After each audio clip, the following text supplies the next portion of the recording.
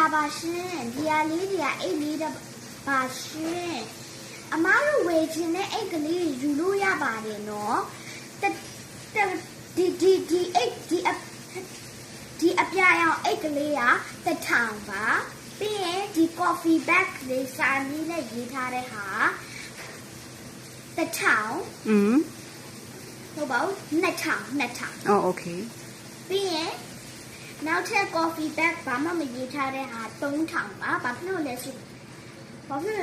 ရင်အကုန်လုံးယူခြင်းလဲဆိုရင်တော့1000 2000 3000 calculate လုပ်လိုက်ပါအဲ့ကျော်စုပေါင်းကစုပေါင်းကြည့်လိုက်ပါအော်ဟုတ်ကဲ့အမအိတ်ကလေးရဲ့ဘဲနေတင်သွင်းထားရလဲ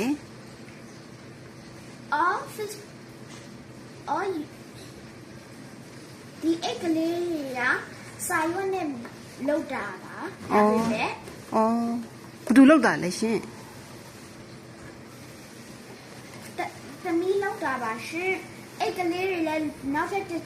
ချက်လိုချင်နေဆိုရင်လည်း heart လေးပေးပါလား Facebook ထဲမှာ Facebook account ထဲမှာ heart လေးပေးပါလားအားလုံးကြီးအဆိုရင်သမီး project များများလုပ်ပေးပါမယ်